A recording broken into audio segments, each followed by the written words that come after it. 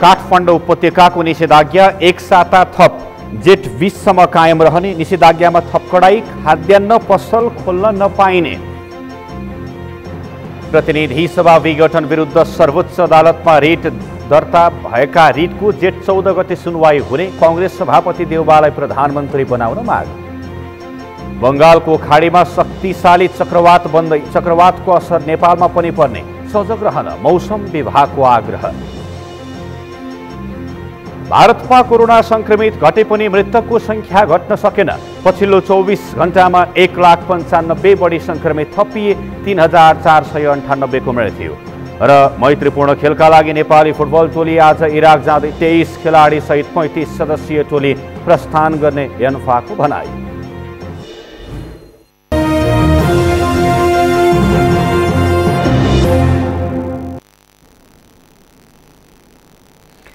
नमस्कार, सगरमाथा समाचारमा स्वागत छ। म प्रसन्न ढुङ्गाना। अब समाचार विस्तारमा। काठमाडौँ उपत्यकाको निषेधाज्ञा एक साता थप भएको छ। आज बसेको 3 जिल्लाका प्रमुख जिल्ला अधिकारीको बैठकले कोरोना संक्रमणको अवस्थालाई मध्यनजर गर्दै निषेधाज्ञाको अवधि थप गरेका हुन्। अब उपत्यकामा आगामी 20 गतेसम्म निषेधाज्ञा रहनेछ। आजको बैठकले निषेधाज्ञाको अवधिमा चेक जाँचलाई थप कडाई गर्ने निर्णय पनि गरेको छ। समीर जोशीको रिपोर्ट। काठमाडौँ उपत्यकाको निषेधाज्ञा एक साता थप भएको छ। काठमाडौँ, भक्तपुर र ललितपुरका प्रमुख जिल्ला अधिकारीको मंगलबार बसेको बैठकले उपत्यकाको कोरोना संक्रमण दरलाई मध्यनजर गर्दै निषेधाज्ञाको समय थप गर्ने निर्णय गरेको काठमाडौँका प्रमुख जिल्ला अधिकारी काली प्रसाद पराजुलीले जानकारी दिए। अब उपत्यकामा आगामी जेठ 20 गतेसम्म निषेधाज्ञा रहनेछ। निषेधाज्ञाको समयमा चेक जाँचलाई थप कडाई गरिने पनि प्रमुख जिल्ला अधिकारी पराजुलीले बताए। यो कोभिडको संक्रमण दरलाई चाहिँ नियन्त्रण गर्नको निम्ति हामीले गत वैशाख 16 गतेदेखि जारी गरेको निषेधाज्ञालाई चाहिँ अब थप गरेर चाहिँ 78/2/14 गते बिहान 1 बजेदेखि 78/2/20 गते राति 12 बजेसम्म एक हप्तालाई चाहिँ पुनः थप गर्ने निर्णय गरेका छौँ। निषेधाज्ञाको समयमा अत्यावश्यक सामग्रीका तरकारी, फलफूल, दूध, मासु र ग्यासको पसल बिहान 9 बजेसम्म खोल्न पाइनेछ। किराना पसल, डिपार्टमेन्ट स्टोर भने बन्द गर्ने निर्णय भएको पराजुलीले बताए। यस्तै सरकारी कार्यालय, बैंक, सार्वजनिक संस्था र इन्टरनेट सेवा प्रदायको सवारी साधन सञ्चालनमा पनि कडाई गरिने भएको छ। अब ती क्षेत्रका सवारी साधन बिहान 9:30 बजेदेखि 10:30 बजेसम्म र साँझ 5 बजेदेखि 6 बजेसम्म मात्र चल्न पाउनेछन्। निर्माण कार्यलाई पनि प्रशासनले एक साता रोक लगाउने भएको छ। साथै हालसम्म प्रशासन र अन्य निकायबाट जारी सबै पास खारेज गरिएको छ। मासुजन्य पदार्थहरू, दुध लगायतका अत्यावश्यक खाद्य पदार्थ चाहिँ खरिद गर्न दिने, तर खाद्यान्न र किराना पसल र डिपार्टमेन्टल स्टोर पनि बन्द गर्ने निर्णय गरेका छौँ। एक हप्तालाई चाहिँ अब खाद्यान्न पसल चाहिँ अब किराना पसल र डिपार्टमेन्टल स्टोर पनि बन्द हुनेछन्। अब यो खोल्न पाइने छैन र यो बिचमा हामीले 2 दिन खाद्यान्न खरिद गर्न चाहने व्यक्तिहरूलाई चाहिँ त्यो टाइम पनि दिएको छ। 2 दिनपछि चाहिँ गत वैशाख 16 गतेदेखि जारी निषेधाज्ञालाई जेठ 20 गतेसम्म पुर्याइएको प्रशासनले निषेधाज्ञाको पालना नगर्नेलाई कारबाही गर्ने चेतावनी दिएको छ। संक्रमण दर फैलिएको अवस्थाको कारणले हामीले एकदम कठोर अनुशासन हामीले पालना गर्नु जरुरी छ। यसको लागि सम्पूर्ण महानुभावहरूमा चाहिँ म चाहिँ हार्दिक अनुरोध गर्दछु, अपिल गर्दछु र अब यो चेन ब्रेक गर्नको निम्ति हामीले एक हप्तालाई चाहिँ अझै टाइटको रूपमा हेरेका छौँ। यसमा सबै नागरिकहरूले यसलाई कार्यान्वयन गरेर सहयोग गर्नको निम्ति म अनुरोध गर्दछु। देशका अधिकांश जिल्लामा निषेधाज्ञा लागू भए पनि संक्रमण दर घटेको छैन। त्यसैले हामी आम सर्वसाधारण आफै थप सचेत हुनुपर्ने देखिएको छ। सगरमाथा टेलिभिजनका लागि समीर जोशी, काठमाडौँ। प्रतिनिधि सभा विघटन विरुद्ध सर्वोच्च अदालतमा दर्ता भएका 30 वटा रिट मध्ये 11 वटाको सुनवाई जेठ 14 गते हुने भएको छ। सरकारको सिफारिसमा जेठ 8 गते मध्यराति राष्ट्रपति विद्यादेवी भण्डारीले प्रतिनिधि सभा विघटन गरेपछि त्यस विरुद्ध सर्वोच्चमा रिट परेको हो। सर्वोच्च अदालतले संवैधानिक बेन्चमा सुनवाईको माग गरिएका 11 वटा रिटको सुनवाई 14 गते हुन लागेको जानकारी दिएको छ। अदालतका अनुसार अन्तरिमादेश माग गरिएका 19वटा रिटको सुनवाई भने जेठ 13 गते बिहिबार हुने भएको छ। नेपाली कांग्रेसका सभापति शेरबहादुर देउबा, नेकपा माओवादी केन्द्रका अध्यक्ष पुष्पकमल दाहाल, नेकपा एमालेका नेता माधव कुमार नेपाल, जनता समाजवादी पार्टी नेपालका अध्यक्ष उपेन्द्र यादव र राष्ट्रिय जनमोर्चाका दुर्गा पौडेल सहित 146 जना सांसदहरूले प्रतिनिधि सभा पुनर्स्थापना गरी देउबालाई प्रधानमन्त्री बनाउन पर्ने माग गर्दै सोमबार सर्वोच्चमा रिट दायर गरेका थिए। सो रिटको सुनवाई पनि शुक्रबार नै हुने अदालतले जानकारी दिएको छ। रिटमा प्रतिनिधि सभा पुनर्स्थापना गरी नेपालको संविधानको धारा 76(5) बमोजिम देउबालाई प्रधानमन्त्री नियुक्त गर्न माग गरिएको छ भने बाँकी रिट निवेदकले प्रतिनिधि सभा विघटन गर्नु असंवैधानिक भएकाले पुनर्स्थापनाको माग गरेका छन्।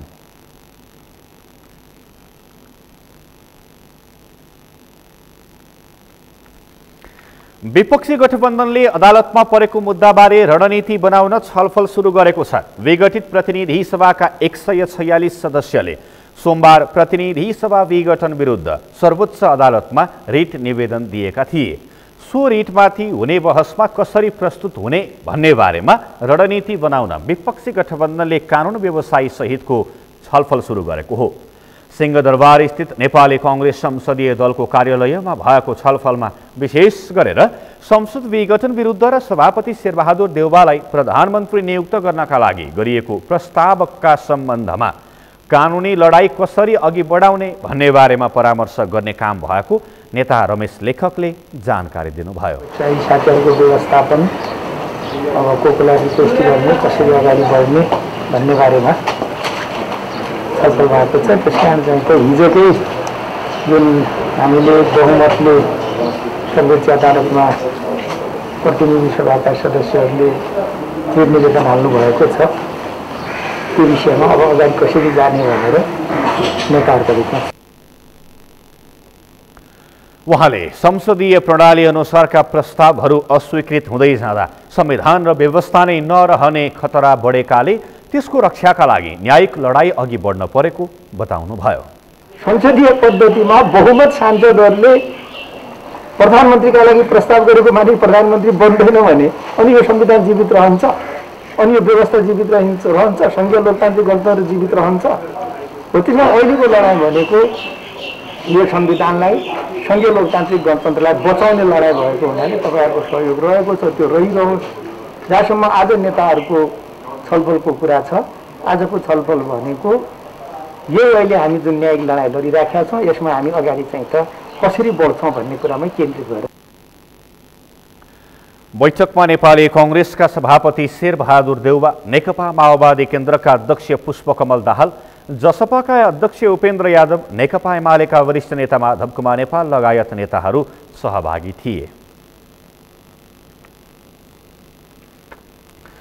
वन तथा वातावरण मन्त्री प्रेम आलेले सुदूरपश्चिम सरकारलाई दिएको समर्थन फिर्ता नलिने सांसदहरूलाई कारबाही गरिने चेतावनी दिनुभएको छ।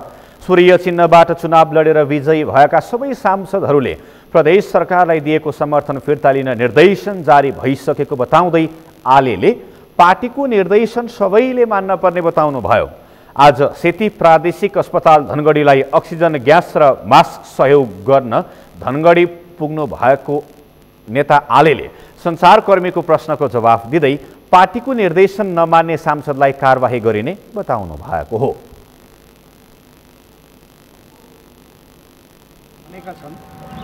कसैले पनि 5 वर्ष चलाउन सकेको छैन। अहिले जुन वर्तमान सरकार सम्मान्य प्रधानमन्त्री केपी शर्मा ओलीले नेतृत्व गरेको यो सरकार छ, जसमा तपाईँको 3 वर्ष हामीले क्रस गरिसकेको अवस्था छ र पार्टीभित्रै चाहिने सरकारलाई काम गर्न नदिने, खुट्टा तान्ने यी प्रवृत्तिले गर्दाखेरि नै पार्टी विभाजनको अवस्थामा पुगेको छ। र अहिलेसम्म जति पनि यो देशमा विगतका प्रधानमन्त्रीको तुलना र अहिलेको वर्तमान प्रधानमन्त्रीको तुलना गर्दाखेरि जमिन र आसमानको फरक छ। त्यसो भएको हुनाले स्पष्ट हामी जनताको बिचमा जान्छौँ। सर्वोच्च अदालतमा संसद पुनर्स्थापनाका लागि माओवादी र कांग्रेसले कीर्ति हस्ताक्षर गरेको उहाँले जिकिर गर्नुभयो। एमालेका धेरै सांसदहरूले कांग्रेस सभापति शेरबहादुर देउबालाई प्रधानमन्त्री बनाउने कुरामा असन्तुष्टि जनाउँदै हस्ताक्षर गर्न नमाने पनि उनीहरूको कीर्ति हस्ताक्षर गरी सर्वोच्चमा पठाइएको उहाँको दाबी छ। संविधान अनुसार नै प्रधानमन्त्रीले संसद विघटन गरेको बताउँदै आलेले समयमै चुनाव हुने बताउनुभयो। नेकपा एमाले सूर्य चिन्ताबाट मतदान गरेर आम नेपाली दाजुभाइ दिदीबहिनीहरूले मतदान गरेर जिताएका प्रदेश सभा सदस्यहरू हुन्। यो माधव नेपाल भन्ने, यो भीमराव भन्ने कुरा यहाँ आउँदैन। स्पष्ट रूपमा चाहिँ नेकपा एमालेबाट निर्वाचित सदस्यले पार्टीले गरेको निर्णय यदि उल्लङ्घन गर्यो भने स्पष्ट रूपमा त्यो कारबाही हुन्छ, सांसद पद जान्छ। 2 चरणमा निर्वाचन हुने भनेछौँ हामीले। त्यो 2 चरणमा जुन मिति तोकेको छ त्यहीमा सरकार प्रतिबद्ध छ, त्यही मितिमा चुनाव हुन्छ।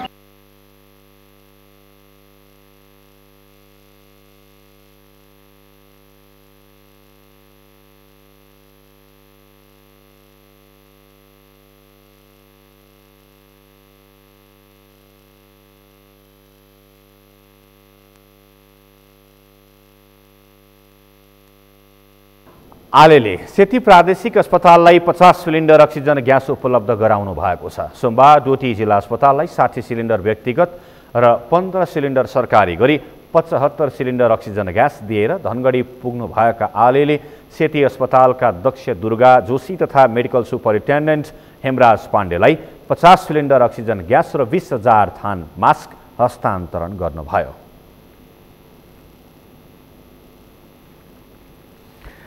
नेकपा एमालेको स्थायी कमिटी बैठकले सोमबार सुदूरपश्चिम प्रदेश सरकारमा रहेका आफ्ना मन्त्रीहरूलाई फिर्ता बोलाउने निर्णय गरेको छ। यो निर्णयसँगै सुदूरपश्चिम प्रदेश सरकारमा पनि सरकार बनाउन दलहरूको दौडधुप चलेको छ। तर आफ्नै नेतृत्वमा सरकार बनाउने एमाले संस्थापन पक्षको चाहनामा यहाँ पनि नेपाल खनाल पक्ष तगारो बन्ने खतरा कायमै छ। कैलालीबाट दिनेश विष्टको रिपोर्ट। केन्द्रमा एमाले नेतृत्वको सरकार ढाल्न एमालेकै माधव नेपाल पक्ष सहितको 5 दलको गठबन्धन कम्मर कसेर लागेको छ। 5 दलको गठबन्धनमा आबद्ध 146 सांसदले हस्ताक्षर सहित सर्वोच्च अदालतमा रिट हालेका छन्। केन्द्रमा देखिएको शक्ति समीकरणको बाछिटाले प्रदेशहरूलाई पनि भेटेको छ। एमाले सुदूरपश्चिम प्रदेश सरकारमा रहेका मन्त्रीलाई फिर्ता बोलाएको छ।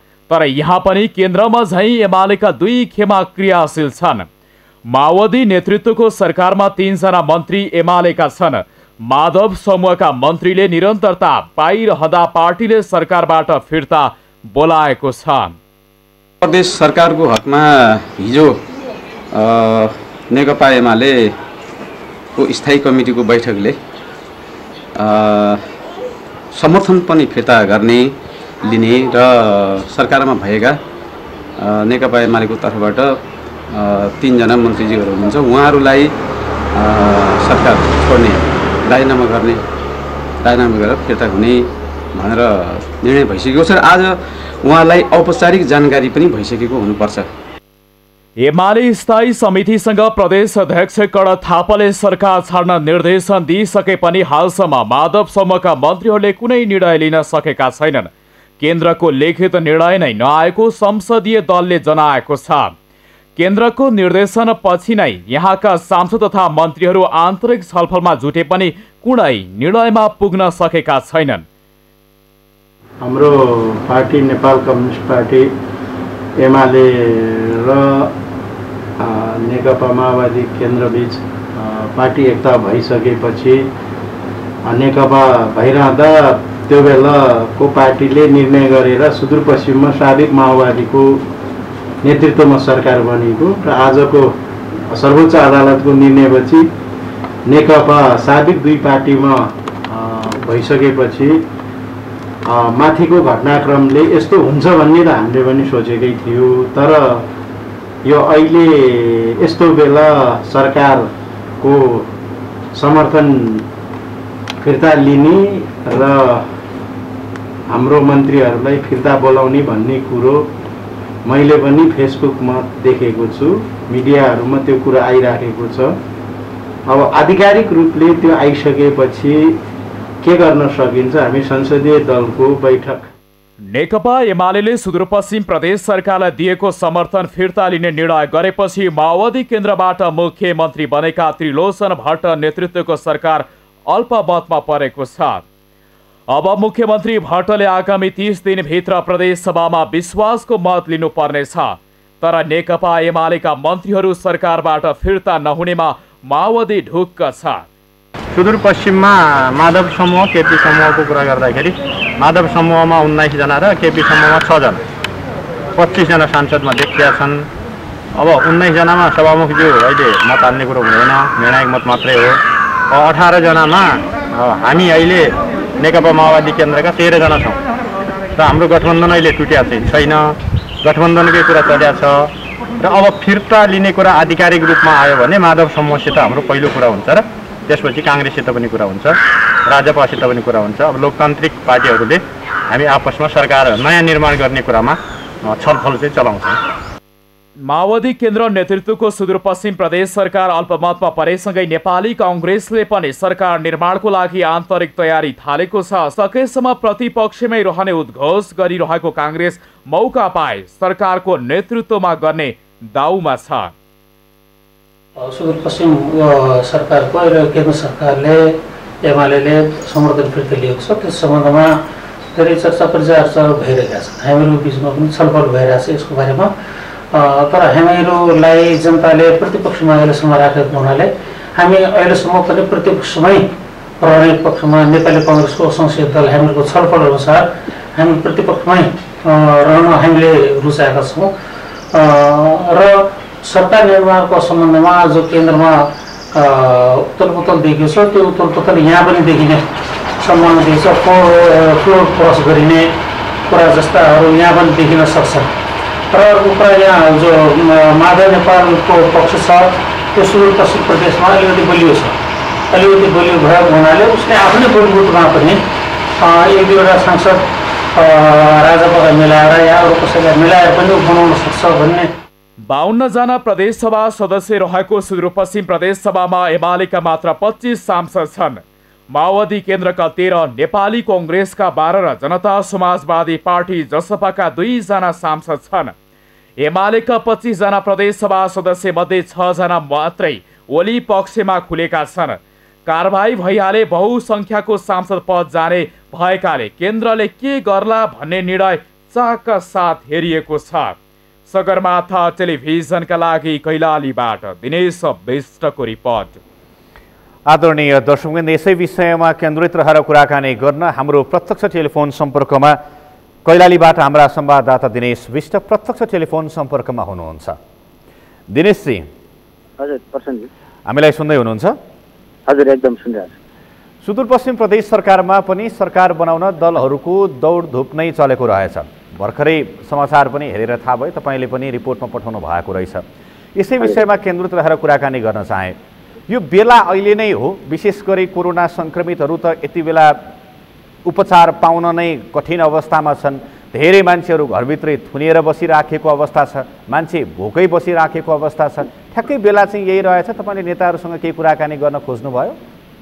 पक्कै पनि जुन अब केन्द्र सरकारको उछलपुछल भयो भनौँ, अब एमाले र माओवादीहरूलाई भिन्न भिन्नै बनाइसकेपछि सर्वोच्च अदालतले, जसरी अब माओवादी केन्द्रले फिर्ता लिइसक्यो जुन समर्थन, त्यसपछि अब एकलौटी एमालेको सरकार पनि बनाउनु खोज्यो। त्यो के भयो केन्द्रको अवस्था सबैलाई थाहा भएकै अवस्था। त्यो सँगै अब प्रदेशमा पनि सुदूरपश्चिम प्रदेश भनेको अब नेकपा एमालेको करिब करिब बहुमत लगभग 27 जना आवश्यक पर्नेमा 25 जना संसद भएको संसदीय दल हो।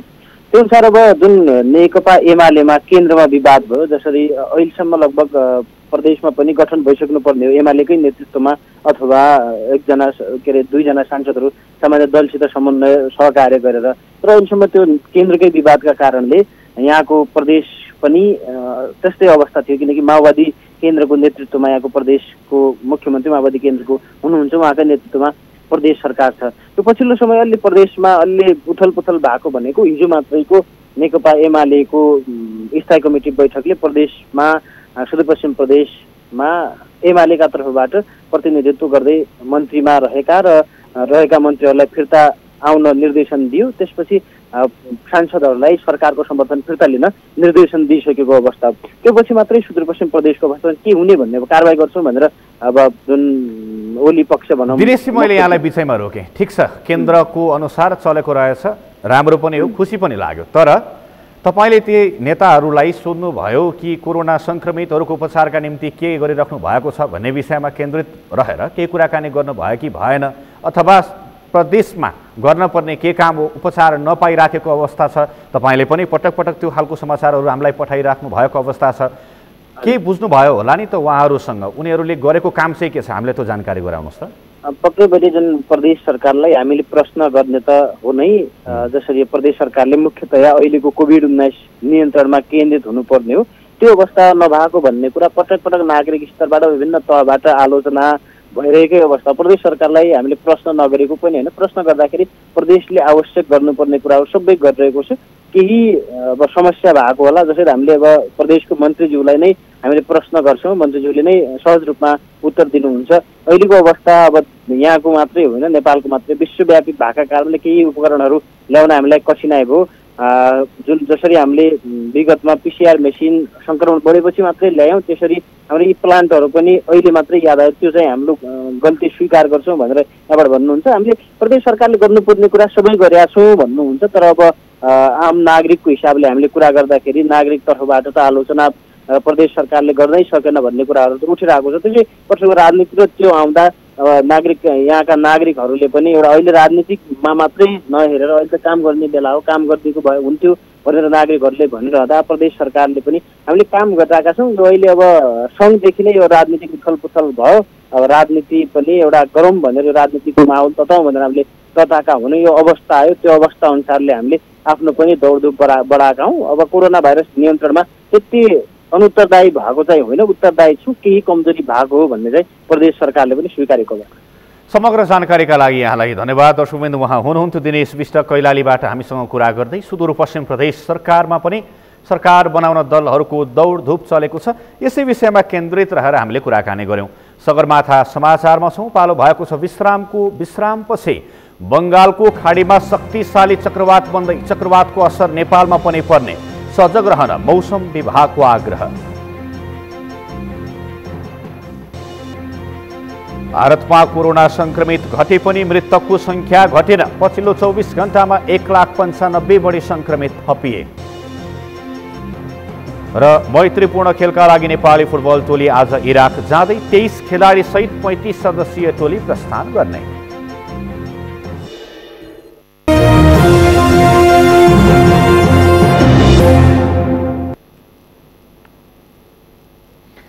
विश्रामपछि पुनः स्वागत छ। अब बाँकी समाचार। कोरोना सङ्क्रमणका कारण पछिल्लो 24 घण्टामा नेपालमा 169 जनाको सङ्क्रमणबाटै मृत्यु भएको छ। स्वास्थ्य तथा जनसङ्ख्या मन्त्रालयले जनाए अनुसार कोरोना सङ्क्रमणबाट पछिल्लो 24 घण्टामा 169 जनाको मृत्यु भएको हो। कोरोनाका कारण हालसम्म मृत्यु हुनेको कुल सङ्ख्या 6,700 पुगेको छ। त्यसै गरी पछिल्लो 24 घण्टाको अवधिमा देशभरमा 8,636 जना कोरोना भाइरस सङ्क्रमित थपिएका छन्। देशभरका प्रयोगशालामा 22,306 नमुनाको पिसिआर परीक्षण गर्दा 8,387 र 630 एन्टिजेन परीक्षण गर्दा 249 जना गरी 8,636 जनामा सङ्क्रमण पुष्टि भएको हो। यो सँगै हालसम्म कोरोना सङ्क्रमितको कुल सङ्ख्या 5,28,848 पुगेको छ। कोरोनाको दोस्रो लहरमा जटिल प्रकृतिका सङ्क्रमितको सङ्ख्या बढ्दै गएपछि अस्पतालका आइसोलेसनहरू भरिएका छन्। निषेधाज्ञाका कारण आइसोलेसनमा भर्ना भएका बिरामीसँगै कुरुवालाई सहज रूपमा भोजन पाउन सकस भइरहेको छ। तर सुर्खेतका केही मनकारी युवाहरूले भने विभिन्न स्वयंसेवी सङ्घ संस्थाको सहयोगमा आइसोलेसनमा उपचारित कोरोना सङ्क्रमितसँगै कुरुवालाई निःशुल्क भोजन खुवाउने अभियान सञ्चालनमा ल्याएका छन्। सुर्खेतबाट दिलबहादुर खत्रीको रिपोर्ट। सुर्खेतका केही मनकारी युवाहरूले कोभिड-19 आइसोलेसनमा रहेका कोरोना सङ्क्रमित बिरामीको लागि निःशुल्क अमृत भोजन पथयात्रा अभियान सञ्चालनमा ल्याएका छन्।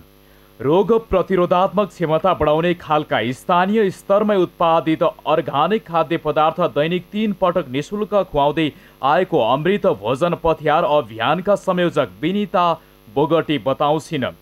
आयुर्वेदिक औषधालयको आइसोलेसन कक्षमा रहनु भएको 50 जना कम्तीमा पनि हामीले दैनिक रूपमा निःशुल्क रूपमा चाहिँ हामीले 150 जनालाई चाहिँ दैनिक खाना खुवाउने गरिरहेका छौँ। हामीले चाहिँ कर्णाली प्रदेशमा उत्पादन भएको खानाहरूलाई चाहिँ विशेष जोड दिएका छौँ। उहाँहरूलाई चाहिँ शाकाहारी खानाहरू खुवाउने गरिएको छ। अस्पताल परिसरमा भोजनालयको व्यवस्था नहुनु र निषेधाज्ञाका कारणले आइसोलेसनमा उपचाररत बिरामीको लागि टाढा टाढाबाट खाना बोकेर ल्याउन समस्या भएकाले निःशुल्क भोजन अभियान सञ्चालनमा ल्याइएको अर्को अभियन्ता अनिल ढकालको भनाइ छ। खानाको लागि चाहिँ अलिकति समस्या भयो, के गर्न सकिन्छ कि भनेर चाहिँ छलफलहरू भइरहेको थियो। अनि त्यो गर्दै गर्दाखेरि चाहिँ ठिक छ समस्या परेको छ भने सहयोग गरौँ भनेर हामीले आफ्नो इनिसिएसनमा चाहिँ डाक्टर साहबहरू हामी सबै अध्यक्षज्यू सबै बसेर सल्लाह गरेर अनि यो चाहिँ गर्न सकिन्छ, सबैको इनिसिएसन हो, गर्न सकिन्छ भनेर कुराहरू अगाडि बढायौँ। बढाइसकेपछि देश विदेशमा सबैतिर रहनुभएका साझाली मनहरू र परोपकारी मनहरूले हामी सहयोग गर्छौँ, तपाईँहरू काम सुरु गर्नुहोस् भन्ने हामीलाई एउटा हौसला प्रदान गर्नुभयो। त्यस पछाडि चाहिँ हामीले ल ठिक छ गरौँ भनेर सुरुमा चाहिँ आफै यहाँ जति पनि छौँ हामीले सबै आफै इनिसिएसन गरेर यो अभियान चाहिँ सुरु गऱ्यौँ। आइसोलेसनमा रहेका कोरोना संक्रमित बिरामीहरूको लागि सञ्चालनमा गरिएको निःशुल्क अमृत भोजन पथ्यार अभियानमा खाना पकाउनेदेखि वितरणसम्मको कार्यमा स्वयंसेवीको भूमिका निर्वाह गरिरहेको मोटे ग्याङका सहसंयोजक रुचि भारती बराल बताउँछन्। पहिला चाहिँ हाम्रो मोटे ग्याङले प्रादेशिक आयुर्वेदिक औषधालयमा चाहिँ केही सामानहरू प्रोभाइड गरेको थियो भनेपछि अहिले यहाँ चाहिँ कर्णाली प्रदेशमा यो साझा विवेकशील पार्टीले चाहिँ खाना प्रोभाइड गर्नुभएको थियो। त्यसमा पनि हामी मोटे ग्याङको मेम्बरहरू चाहिँ भोलिन्टियर रूपमा काम गरिरहेका छौँ र जबसम्म उहाँहरूले यहाँ यो आयुर्वेदिक औषधालयमा खाना प्रोभाइड गर्नुहुन्छ त्यति बेलासम्म चाहिँ मोटे ग्याङको हामी भोलिन्टियरहरूले चाहिँ उहाँहरूलाई आफ्नो सहयोग प्रदान गर्छौँ भन्ने चाहिँ हजुरहरू सबैलाई विश्वस्त जानकारी छ। प्रदेश आयुर्वेदिक औषधालयका अधिकारीहरू विवेकशील साझा युवा संगठन मोटे ग्याङ तनाव छ जिन्दगी जीवन विज्ञान संस्था सेल्फ हेल्थ समूह लगायतले आइसोलेसनमा उपचाररत कोरोना संक्रमित बिरामीसँग कुरुवालाई निःशुल्क खाना भोजन उपलब्ध गराउँदै आएको बताउँछन्। मनकारी मनहरू हुनुहुन्छ, त्यसै गरी विवेकशील साझा युवा अभियान कर्णाली प्रदेशबाट चाहिँ हामीलाई निःशुल्क भोजनको चाहिँ साँझ बिहान दिउँसो 3 टाइम चाहिँ भोजनको भएको छ। त्यसै गरी कोभिड-19 सेल्फ समूहबाट चाहिँ एम्बुलेन्स लगायत ग्यासको थुप्रै सहयोग भएको छ। मोटे ग्याङ तनाव छ जिन्दगी लगायत थुप्रै आदरणीय महानुभावहरूले यो एसोसिएसनलाई चाहिँ सञ्चालन गर्नका लागि आयुर्वेद तथा वैज्ञानिक चिकित्सालाई प्रबन्धन गर्नका निमित्त जुन कार्य गर्नुभएको छ त्यो कार्यमा म पनि दौडिरहेको छु र मलाई दौडाइरहनु भएको छ र म जति उहाँले दौडाउनुहुन्छ त्यति दौडिने प्रयास गर्नेछु। खानपिनको व्यवस्थापन पनि गरेका छौँ, जहाँ अन्य आइसोलेसनहरूमा केही शुल्क लगाएर दिने गरिन्छ भनेपछि हामीले नितान्त रूपमा निःशुल्क रूपमा 3 पहर बिहान दिउँसो साँझ गरेर 3-4 पहरसम्म चिया पान नास्ता खानापिना दिने गरेका छौँ। यसका निम्ति विभिन्न किसिमका संस्थाहरूबाट हामीलाई सहयोग भएको छ, त्यसमा हाम्रो पनि सहकार्य छ। यसमा साझा पार्टी युवा सङ्घको तर्फबाट र यो धार्मिक संस्था यो जीवन विज्ञानको संस्था तर्फबाट पनि सहयोग भएको छ। यसमा हाम्रो पनि सहभागिता छ। कोरोना कहरले आजित भइसकेका नागरिकलाई निषेधाज्ञाले थप कष्टकर बनाएको छ। देशका कतिपय अस्पतालमा बिरामी तथा कुरुवाहरूलाई खाना किनेर खुवाउनु पर्ने बाध्यता रहेको बेला सुर्खेतका केही मनकारी युवाहरूले भने कोरोना संक्रमित बिरामीको लागि निःशुल्क भोजन खुवाउने अभियान सराहनीय छ। सगरमाथा टेलिभिजनका लागि सुर्खेतबाट दिल बहादुर खत्रीको रिपोर्ट।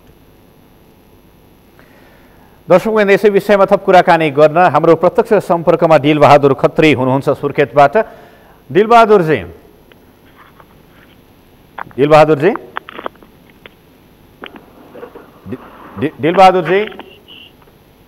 दर्शकवृन्द, हामी सुर्खेतबाट हाम्रा संवाददाता दिलबहादुर खत्रीसँग कुराकानी गर्ने प्रयास गरिराखेका छौँ। दिलबहादुरजी, हामीलाई सुन्दै हुनुहुन्छ? दिलबहादुरजी, दर्शकवृन्द, आइसोलेसनमा बसेका बिरामी कोरोना संक्रमित र कुरुवाहरूलाई पनि त्यहाँ खाना खुवाइँदै रहेछ र आज कोरोना संक्रमितहरूको सङ्ख्या के कति बढ्यो भन्ने विषयमा केन्द्रित रहेर कुराकानी गर्ने प्रयास गरिराखेको अवस्था छ।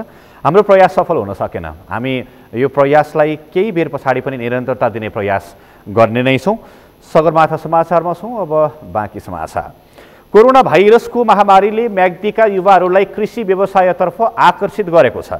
कोरोना नियन्त्रणका लागि गरिएको निषेधाज्ञाका कारण सहरबाट जन्मथलो पुगेका र विदेशमा रोजगारी गुमाएर फर्किएका युवाहरू कृषि व्यवसायमा आकर्षित भएका हुन्। म्याग्दीबाट सन्तोष गौतमको रिपोर्ट। कृषि ज्ञान केन्द्रले म्याग्दीले चालु आर्थिक वर्षमा सञ्चालन गरेको कार्यक्रममा 1000 जना भन्दा बढी कृषकहरू आबद्ध भएका छन्, जसमध्ये 80% रोजगारी गुमाएका विदेश तथा सहरबाट फर्केका युवा युवतीहरू रहेका कृषि ज्ञान केन्द्रले जनाएको छ। सहर र विदेशबाट फर्केकाहरूले तरकारी, आलु, सुन्तला, किवी, केरा, कागती, च्याउ लगायत फलफुल, दलहन, खाद्य बालीको व्यवसाय खेती गर्न थालेका छन्। फलफुल, जडीबुटी र तरकारीको नर्सरी पनि स्थापना गरेका छन्। व्यवसाय कृषि व्यवसायमा आबद्ध हुनेमा उच्च शिक्षा हासिल गरेका युवाहरू समेत रहेका छन्।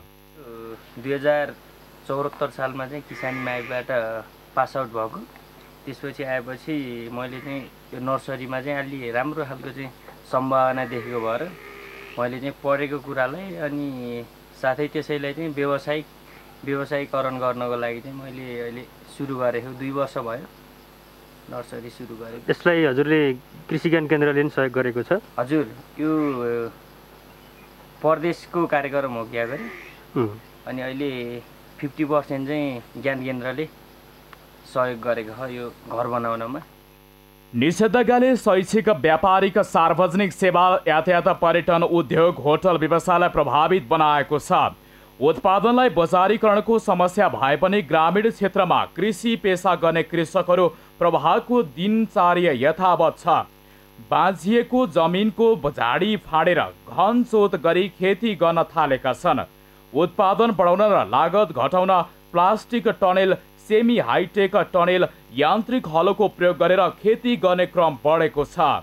गर्दा अब हजुरको चाहिँ अब भनेको समय मात्रै हुने भयो, भित्र अब सधैँभरि हुने भयो भनौँ न, सबै महिनाभरि हुने भयो। यहाँ चाहिँ यो मलाई तपाईँको सहयोग भनेको कि कृषि ज्ञान केन्द्रले गर्दा चाहिँ मैले अनुदान पाएँ होइन। अब त्यहाँ तपाईँको अब यति ठुलो अब टनेल भयो नि त, टनेल भएपछि अब मैले तपाईँको स्टेप बाई स्टेप अब पहिला यो टमाटरको खेती गर्छु, अनि यो भ्याइयो भने तपाईँको आलुहरू गर्छु, अनि त्यहाँ त तपाईँको अब जुन हुन्छ टनेलभित्र नि त्यो गरेर अब सबै किसिमका उहरूले चाहिँ प्रयोगमा ल्याउने गर्ने गरेको छ।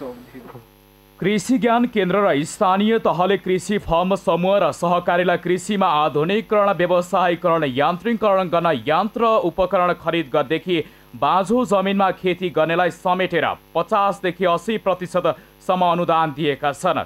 कृषि उपज सङ्कलन, साना सिंचाई, बीज वृद्धि, ब्लक कृषि यान्त्रिक खरिद, बाँझो जमिनमा खेती, प्राङ्गरिक खेती, साना व्यावसायिक फर्मका लागि अनुदान दिएको कृषि ज्ञान केन्द्रले जनाएको छ। हाम्रो यो कृषि ज्ञान केन्द्र म्याग्दीको अब यो 77-78 वार्षिक बजेट जुन 7 करोड छ, त्यसमध्येमा पनि अघिल्लो पटक पनि कोभिडको कारणले गर्दा रोजगार गुमाएर फर्किएका युवाहरूलाई हामीले लक्षित गरेर विभिन्न कार्यक्रम सञ्चालन मध्येबाट करिब यो अहिलेको आबोमा पनि अनुदान ग्राहीहरू मध्येमा 70% भन्दा बढी युवा नै आकर्षित भएका छन्। र हामीले विशेष गरी युवालाई आकर्षित गर्नका लागि बाँझो जमिनमा खेती प्रोत्साहन, जसले 1 रोपनीमा बाँझो जमिनमा खेतीयोग्य जमिनको लागि प्रयोग गरे बापत रु 3000 रुपियाँ चाहिँ क्यास नै हामीले अनुदान दिने गरेका छौँ।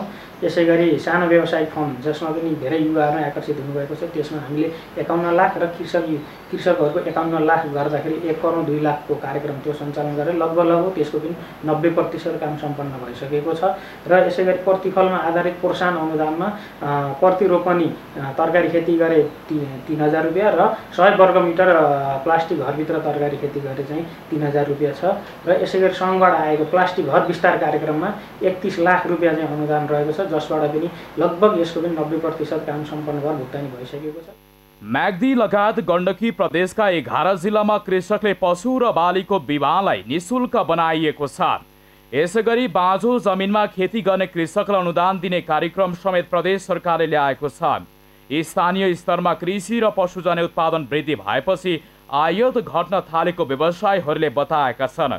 यद्यपि कृषि उपजको उचित मूल्य नपाउने समस्या हटाउन र बजारमा बिचौलियाको प्रभाव घटाउनु पर्ने देखिएको छ। सगरमाथा टेलिभिजनका लागि म्याग्दीबाट सन्तोष गौतमको रिपोर्ट। यसै विषयमा थप कुराकानी गर्न हाम्रो सम्पर्कमा हुनुहुन्छ सन्तोष गौतम म्याग्दीबाट। सन्तोषजी, हजुर प्रसन्नजी, जुन युवाहरू विदेशमा गएका थिए र विभिन्न कारणले गर्दाखेरि कोरोना भाइरसको कारणले गर्दाखेरि उनीहरू फेरि नेपाल फर्किए अनि आफ्नै देशमा केही गर्छु भनेर लागि परेका छन्। यो कामको निकै नै मुक्त कण्ठले हामी प्रशंसा गर्छौँ।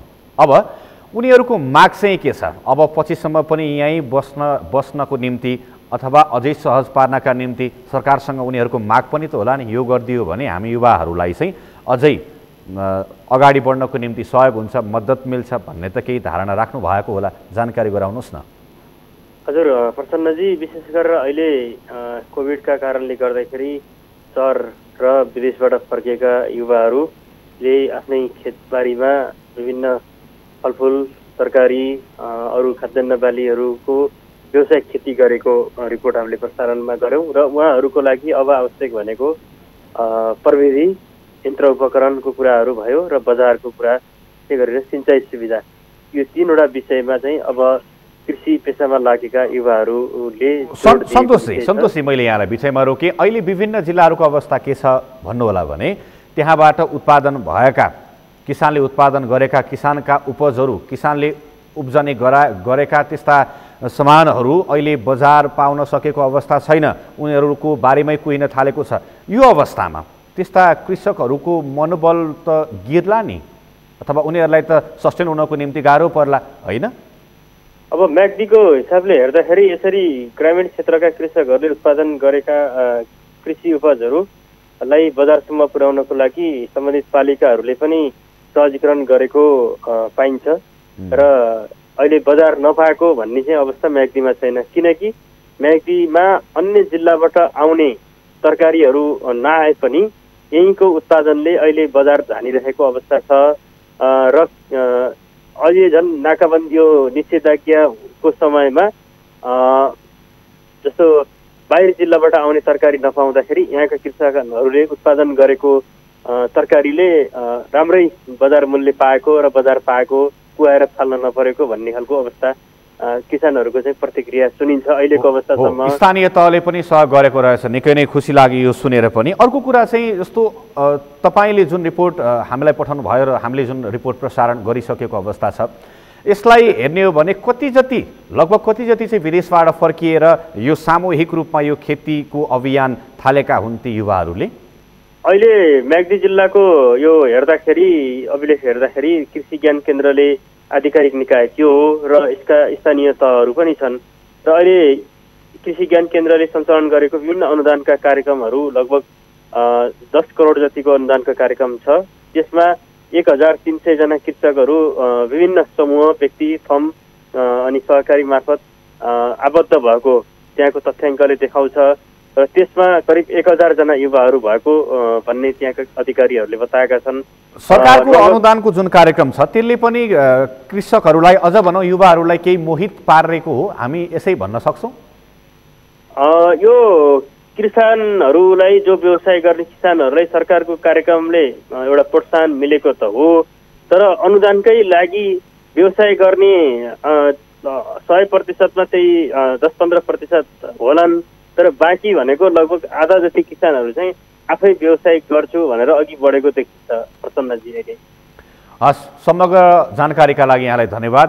दर्शकवृन्द, कोरोना नियन्त्रणका लागि गरिएको निषेधाज्ञाका कारण सहरबाट जन्मथलो पुगेका र विदेशमा रोजगारी गुमाएर फर्केका युवा युवतीहरू म्याग्दीमा कृषि व्यवसायमा आकर्षित भएका छौँ। यसै विषयमा केन्द्रित रहेर हामीले कुराकानी गर्यौँ। सगरमाथा समाचारमा पालो भएको छ विश्रामपछि। भारतमा कोरोना संक्रमित घटे पनि मृतकको संख्या घटेन। पछिल्लो 24 घण्टामा 1,95,000 बढी संक्रमित थपिए। र मैत्रीपूर्ण खेलका लागि नेपाली फुटबल टोली आज इराक जाँदै 23 खेलाडी सहित 35 सदस्यीय टोली प्रस्थान गर्ने एन्फाको बनायो।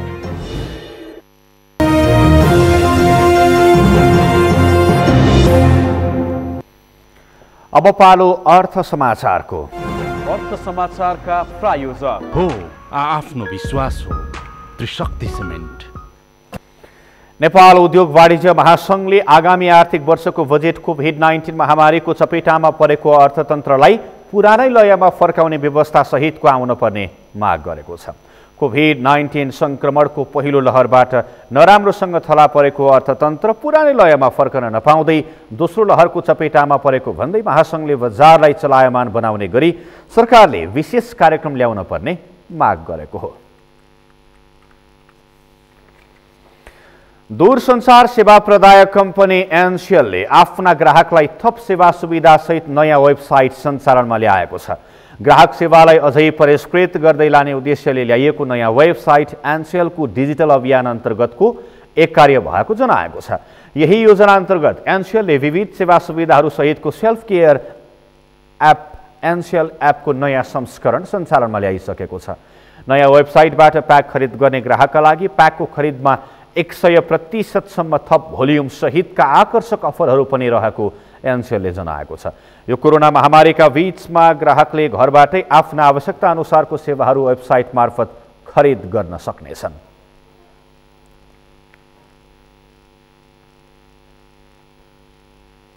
समाचारको अन्त्यमा प्रमुख समाचार फेरि एकपटक। काठमाडौँ उपत्यकाको निषेधाज्ञा एक साता थप जेठ 20 सम्म कायम रहने। निषेधाज्ञामा थप कडाई। खाद्यान्न पसल समेत खोल्न नपाइने। प्रतिनिधि सभा विघटन विरुद्ध सर्वोच्च अदालतमा दर्ता भएका रिटको जेठ 14 गते सुनवाई हुने। कांग्रेस सभापति देउवालाई प्रधानमन्त्री बनाउन माग। बंगालको खाडीमा शक्तिशाली चक्रवात बन्दै चक्रवातको असर नेपालमा पनि पर्ने सजग रहन मौसम विभागको आग्रह। भारतमा कोरोना संक्रमित घटे पनि मृतकको संख्या घटेन। पछिल्लो 24 घण्टामा 1,95,000 बढी संक्रमित थपिए। र मैत्रीपूर्ण खेलका लागि नेपाली फुटबल टोली आज इराक जाँदै 23 खेलाडी सहित 35 सदस्यीय टोली प्रस्थान गर्ने।